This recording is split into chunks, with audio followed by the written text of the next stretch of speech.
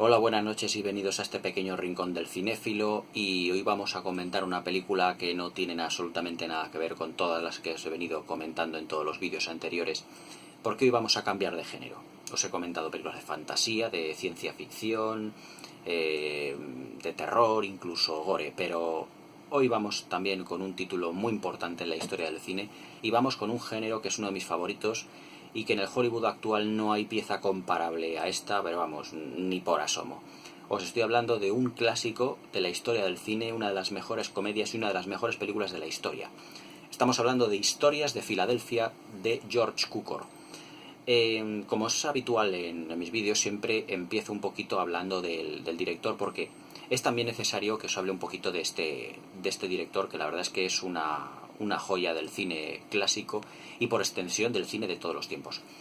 George Cukor, o mejor dicho, hablar de George Cukor es hablar de películas tan imprescindibles dentro de la historia del cine como es La Impetuosa, con Katharine Hepburn y Spencer Tracy, hablar de My Fair Lady, con Rex Harrison y Audrey Hepburn, ese maravilloso musical de 1964 ganador de 8 Oscars, es hablar de películas que son ya míticas, como por ejemplo Mujercitas, la versión de 1933 también con Katharine Hepburn, es hablar de Ha nacido una estrella, y es hablar de una película también muy relevante en el cine de los 80 como fue Ricas y Famosas, una película también de una especial relevancia, protagonizada por dos actrices que estaban en alza en ese momento como Jacqueline Bisset y la actriz que ahora no me acuerdo el nombre, que era la protagonista de aquella serie que vimos hace ya muchos años, que se llama Murphy Brown. Pero hablar de George Cukor también es hablar de un gran artesano, un director que cuidaba las interpretaciones realmente de una manera maravillosa, que cuidaba los diálogos, que cuidaba ya no solo las interpretaciones, la puesta en escena, una fotografía especialmente brillante, siempre dominando el blanco y negro. También dominó también el Technicolor, el formato Cinemascope. La verdad es que George Cukor es uno de los más grandes artesanos de la historia del cine. Nació en 1900 en Estados Unidos y la verdad es que falleció en 1983 a causa después de arrastrar una grave enfermedad. Pero George Cukor es sinceramente, la verdad es que se me acaban, o no tengo palabras para definir lo que ha sido la importancia que tuvo este director en la historia del cine. Para que os hagáis una idea, George Cukor empezó a filmar Lo que el viento se llevó. Es un director no acreditado dentro de este mundillo hollywoodense de lo que fue Lo que el viento se llevó, y que luego fue sustituido por Sam Good, también director de las películas de los hermanos Marx en su periodo de la 20th Century Fox, cuando dejaron la Universal Pictures, y de Victor Fleming. Pero Lo que el viento se llevó empezó a filmarse con George Cukor en la silla de director. Pero el título que hoy nos ocupa, Historias de Filadelfia, es uno de sus títulos más importantes. Esta película ganó en 1940 2 Oscar, que fue el de guión adaptado, ya que estamos hablando de una película que tiene un guión que también fue una obra de teatro del mismo nombre, cuyo dramaturgo fue Philip Barry, y también de uno de los Oscar más, a mi modo de ver, más imprescindibles y más importantes y sobre todo más merecidos de la historia, que fue un Oscar a James Stewart. El elenco que tenemos aquí y el elenco que forma esta película, que es James Stewart, Cary Grant y Katharine Hepburn, pueden ser los 3 mejores actores que ha dado Hollywood en su historia. O sea, para mi gusto, 3, si no los mejores, 3 de los mejores. Por lo menos, si tuviera que elaborar un ranking de los 6, 7 o 10 mejores actores y actrices de la historia de Hollywood, estos 3 estarían o los primeros o de los primeros. Hablar de James Stewart es hablar pues del gran héroe americano, es decir, ese personaje afable que podría ser nuestro vecino de la puerta de enfrente, simpático, que caía bien a todo el mundo y que protagonizó una de las mejores películas también de la historia, que fue Qué bello es vivir, de Frank Capra. Hablar de Cary Grant también es hablar de otro peso pesado en Hollywood, que inmerecidamente tuvo un Oscar, no a ninguna de sus interpretaciones tuvo nominado al Oscar, pero no consiguió nunca una estatuilla, pero que se lo dieron honorífico. Y hablar de Katharine Hepburn, pues es hablar de la mejor actriz de la historia, es decir, la mujer que más Oscars tiene en su carrera.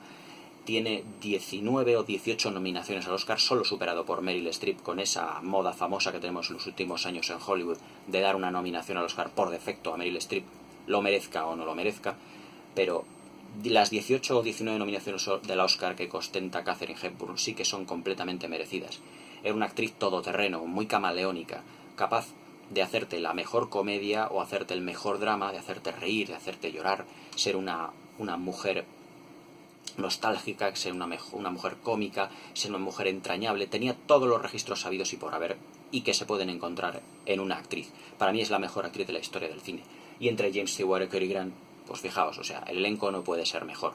Es decir, George Cukor para esta película escogió, a mi modo de ser, los 3 mejores actores que ha dado el cine.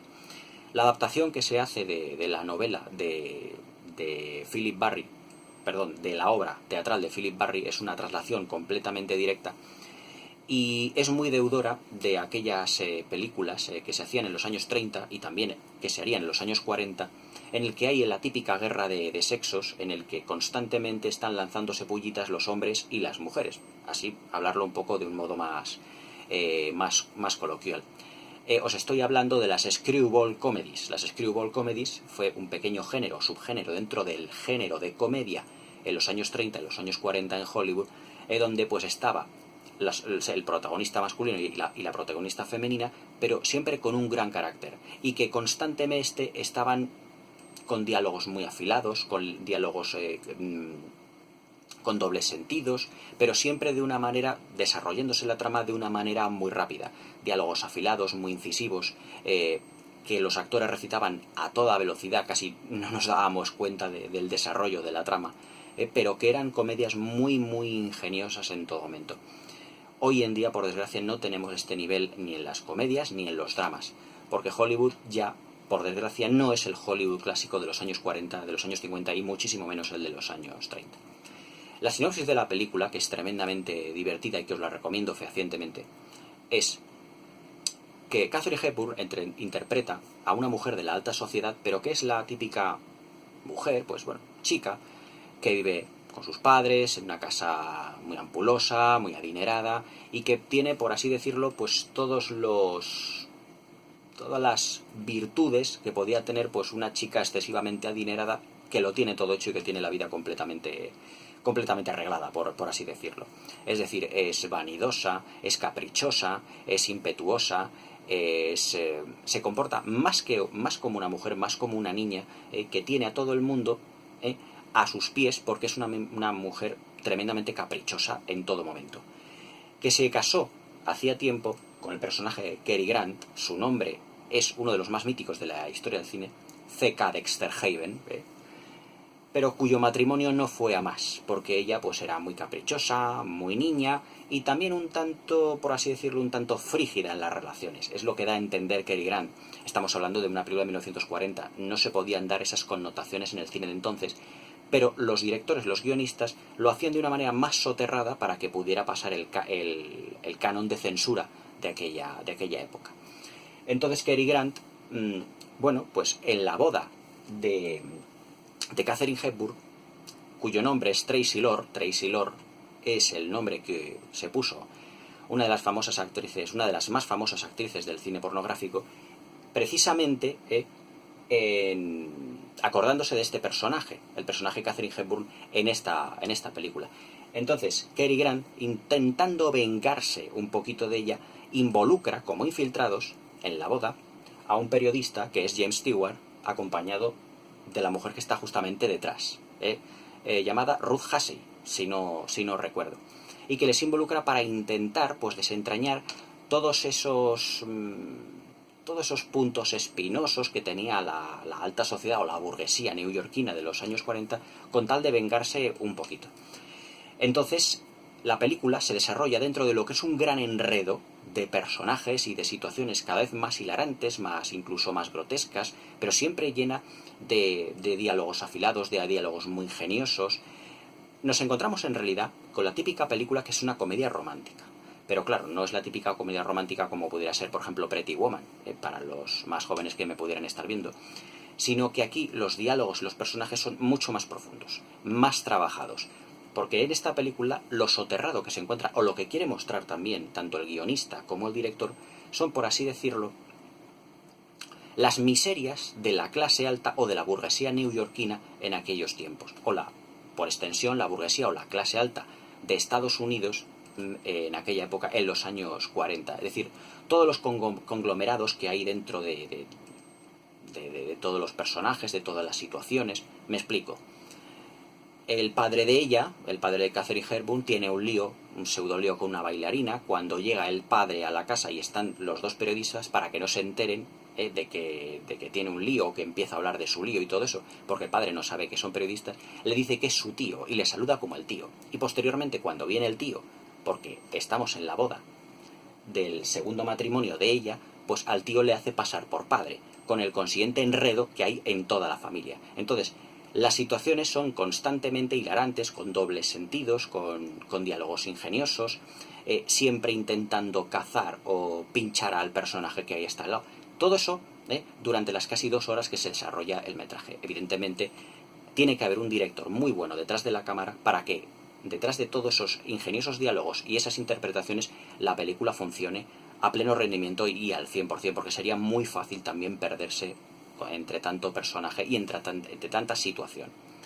Hoy en día, por así decirlo, solo Woody Allen es capaz, o sería capaz, de rodar películas tipo screwball comedies, como lo hacía George Cukor en los años 30 y en los años 40 y sucesivamente a lo largo de toda su carrera.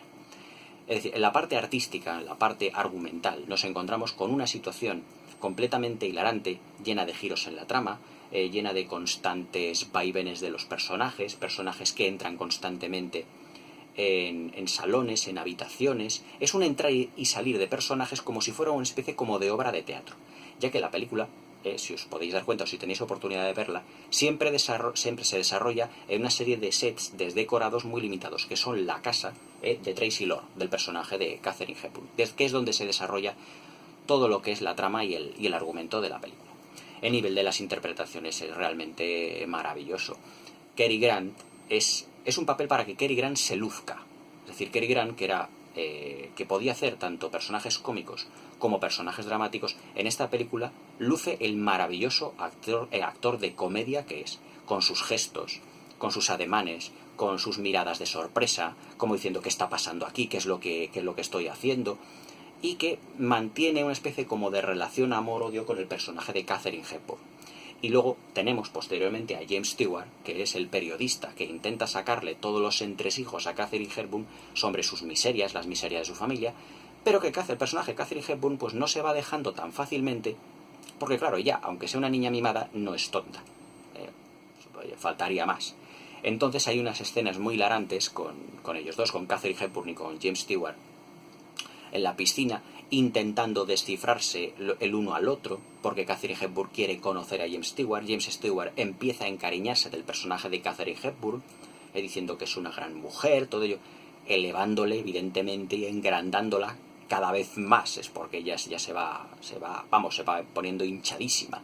Pero luego ya está el personaje de Cary Grant para bajarla un poquito de ese pedestal que ella mentalmente está como diciendo, oye, que eres una mujer normal y corriente. Y si nuestro matrimonio ha funcionado así por una serie de circunstancias, aunque el otro esté como medio encariñándose de ella. Es decir, es una especie como de triángulo amoroso entre los personajes, entre los tres personajes, que siempre están al acecho el uno del otro.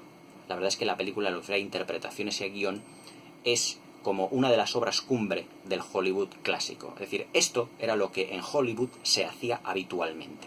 Es decir, películas con argumentos sólidos, interpretaciones magistrales y una dirección de actores y una dirección de lo que es el guión, con una puesta en escena siempre completamente a la par, pero siempre en un segundo plano, porque lo importante son los personajes. Era cine de personajes. En lo que refiere a la puesta en escena, pues George Cukor lo que nos regala pues es un ambiente como muy idílico, en unas urbanizaciones con unas mansiones tipo Beverly Hills, es decir, todo como de color de rosa. Todo de color de rosa porque para el personaje de Tracy Lord, la protagonista, la vida es de color de rosa. Ella está encantada de haberse conocido, encantada de ser mimada, encantada de ser encantadora con todo el mundo. Pero claro, el mundo no es así. Ese es el mundo donde está el personaje de Katharine Hepburn, el personaje de Tracy Lord. Pero siempre está Cary Grant para decirle, oye, baja del pedestal porque la vida no es realmente así.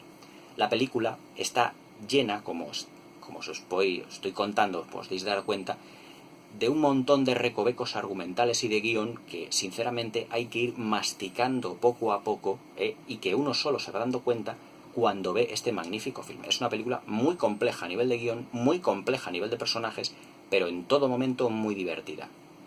Para mi modo de ver, es una de las mejores comedias de la historia. En lo que se refiere a las escenas, tiene realmente escenas que son ya clásicos del cine, pero vamos, con los ojos cerrados. Sobre todo lo que es el principio de la película. Cuando Cary Grant sale de la casa de Katharine Hepburn con sus cosas, sus palos de golf, toda su indumentaria, con sus maletas. Y claro, Katharine Hepburn es una secuencia en la que no hay diálogo. Es muy deudora del slapstick. Para los no iniciados, diré que el slapstick era el humor o el tipo de películas cómicas que se hacían cuando no había cine sonoro, en el cine mudo, y en el que la comicidad salía de las mismas interpretaciones y de las situaciones graciosas de las propias secuencias, no de chistes como hoy en día, no de chistes, sino de las propias secuencias. Termino con la secuencia, Cary Grant deja sus archiperras, deja su maleta, pero va a coger sus palos de golf. Y en ese momento, cuando va a coger sus palos de golf, Katharine Hepburn le coge unos palos de golf y se los rompe. Coge otra de las cosas, de los utensilios que tuviera Cary Grant y los tira al suelo. En el momento Cary Grant, pues, sus reacciones de enfado, pone una cara muy, muy enfadada, y Katharine Hepburn se da la vuelta y se va hacia su casa. Pero Cary Grant la sigue, la hace así en el hombro como diciendo, vuélvete. Y hace así como si fuera a pegarla, pero evidentemente no la va a pegar. Y lo que hace es darle como un pequeño empujón, todo de una manera muy cómica, evidentemente no es una película violenta, todo es de manera muy cómica, y ella pues bueno, se cae al suelo porque es como un desahogo que él tiene. Pero esa secuencia, esa escena es clásica y mítica donde las haya. Y el final de la película no puede ser también más mítico, es decir, el final es uno de los desparrames más tremendos de la historia del cine. Este fotograma que os he puesto aquí con los 3 personajes protagonistas es el final de la película. En el final de la película, ella descubre, después de haber tenido una pequeña pseudo relación con James Stewart, pero de haber seguido enamorada de Cary Grant, se da cuenta que no puede casarse con ese otro prometido suyo que no se ha hablado de él, pero que la verdad es como una especie como de títere en la película, es decir, representa pues a lo más aburrido de la clase alta, de la burguesía de los Estados Unidos de aquellos años. Es decir, es un hombre muy convencional, que le gusta sí ir a montar a caballo, le gusta ir a jugar a golf, le gusta ir a jugar al tenis, pero que no es un hombre que le dé emociones a ella. Y ella lo que necesita también es un poquito como que la dé un poquito más de caña, más de movimiento en su vida. Entonces Cary Grant, el personaje de Cary Grant, sí que es capaz de cubrir como ese nicho que tiene ella y que lo necesita tener. Entonces, cuando ella descubre que no puede casarse con él, por una serie de circunstancias, de acontecimientos que ocurren anteriormente en la película y que os invito a descubrir, es Cary Grant el que nuevamente se ofrece a casarse con ella y tener como de padrinos de boda a James Stewart y a la otra reportera que viene con él. Entonces se produce un momento hilarante, que es que uno de los reporteros les dice, por favor, giren ustedes la cabeza que les voy a hacer una fotografía. Todo de un modo muy de sorpresa. Entonces se produce la mirada de los 3 protagonistas hacia la cámara como de sorpresa, porque no se lo esperaban. Y tenemos esa situación en la que sus caras, pues, James Stewart, de Cary Grant, de Katharine Hepburn, es como todo un poema, como diciendo, nos has pillado por sorpresa, sobre todo la cara de Cary Grant. O sea, esta expresión de Cary Grant la hemos visto en miles de películas suyas, pero claro, hay que ver la película para darte cuenta lo gracioso que es Cary Grant y muchas veces los gestos que pone y que él se queda incluso sorprendido. O sea, era tan buen actor, Cary Grant era tan buen actor, que muchas veces los directores no hacían ni falta que les dijera, mira, tienes que interpretar, dice, no te preocupes que yo ya sé cómo hacerlo. Os voy a contar una pequeña anécdota de Cary Grant. Cary Grant está considerado como uno de los actores más elegantes del Hollywood clásico. Es más, cuando él llegaba a las producciones, no necesitaba que el director artístico o el de vestuario viniera a decir, vamos a ver, te vas a poner este traje o te vas a poner esta... Decían, no te preocupes, porque yo voy a traer mi propio traje, mi propia indumentaria, mi propia ropa. Es decir, no consentía que nadie, ni el director, ni el productor, ni el guionista, ni nadie del equipo técnico artístico le dijera cómo tenía que ir vestido a las producciones. Siempre él ya se arreglaba y se vestía acorde con lo que él consideraba que era lo correcto en ese momento en la película. No necesitaba un diseño de vestuario, es decir, ahí ahorraba, por así decirlo, dinero al equipo artístico. era así, también un poquito de egocéntrico, pero también de divertido. En lo que se refiere a la parte técnica de la película, pues nos encontramos con una pantalla de 1,37. En 1940 no se había inventado todavía el cinemascope, ya vendría en 1953, pero nos encontramos con una fotografía muy buena en blanco y negro. Es decir, con unos tonos, unas tonalidades que hoy en día el cine, a pesar de esos arreglos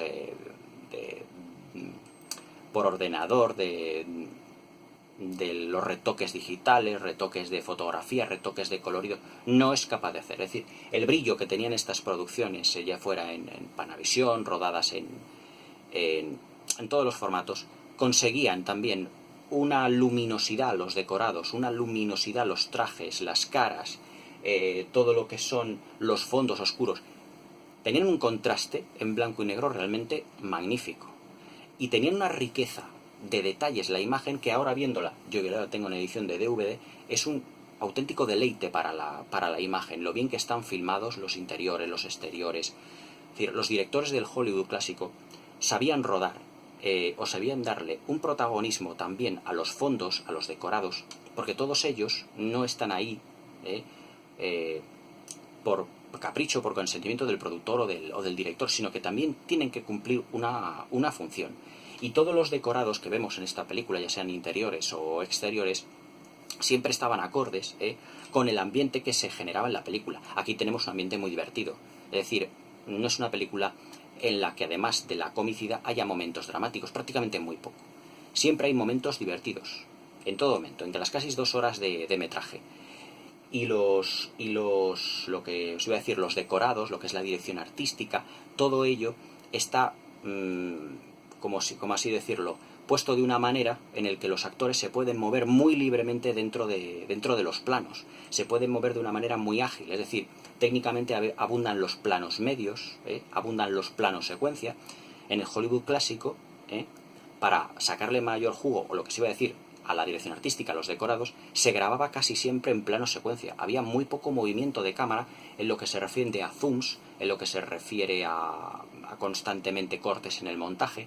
Es decir, se dejaba que los actores desarrollaran su papel ampliamente.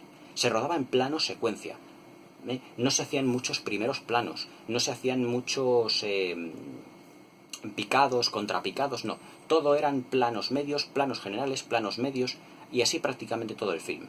Es decir, viendo y disfrutando del decorado, del vestuario, y que los actores pudieran moverse dentro de lo que era el plano de una manera mucho más holgada. No es como en día de hoy que cogemos la cámara, el director coge la cámara en muchos momentos y te rueda un primer plano, un plano medio, un primerísimo primer plano, un plano general, y así constantemente, y muchas veces te marea, o un plano en contrapicado, ¿no?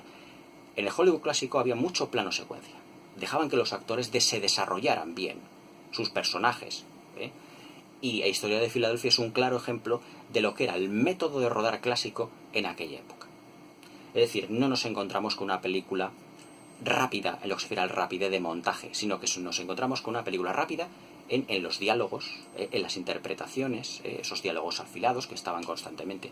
Una película técnicamente y argumentalmente sobresaliente en todos los aspectos. El brillo de la fotografía, los decorados elegantes, ampulosos, el diseño de vestuario, los diálogos afilados, las interpretaciones, la gestualidad de los actores, muy importante, la gestualidad de los actores. Estamos hablando de una comedia. Y la dirección de todo ello al mando de George Cukor, uno de los mejores directores de la historia. La verdad es que poco más puedo decir de un film como Historias de Filadelfia sin desgranar cosas del argumento para que sepáis la complejidad y profundidad que tiene esta película. Os invito a que la veáis. Es un clásico de la historia del cine. Historias de Filadelfia yo creo que es una de mis películas favoritas, una de mis comedias favoritas, junto con películas de los hermanos Marx, con aquellas películas de Blake Edwards, protagonizadas por Peter Sellers. Pero Historias de Filadelfia es un monumento a lo que era la alta comedia americana. Es decir, alta comedia no porque fuera de la clase alta, sino alta comedia porque los diálogos y las situaciones eran inteligentes. Y la comedia no era una comedia de carcajadas, de situaciones estúpidas o de chistes graciosos, no. Era una comedia porque la situación que había era como cómica, y porque las sonrisas, más de lo que te arranca esta película son sonrisas, más que carcajadas o resultadas son sonrisas, porque las situaciones eran muy enredadas. Y ves como la película, a medida que se va desarrollando, se va enredando cada vez más el asunto. y estás deseando que llegue el final para ver cómo se desarrolla o cómo se desmadeja todo aquello para que luego cuadre al final de la película. Os recomiendo fehacientemente, si queréis pasar un buen rato, un rato divertido, si habéis pasado un mal día, o si queréis, en general, ver una gran película de cómo se hacían y cómo se desplegaba el arte en el Hollywood clásico, Historias de Filadelfia de George Cukor, una película de 1940 ganadora de 2 Oscar, y repito, con los 3 mejores o 3 de los mejores actores de la historia del cine. Os dejo con Historias de Filadelfia, que la veáis y que la disfrutéis. Imprescindible, es un clásico, hacedme caso. Hasta mañana.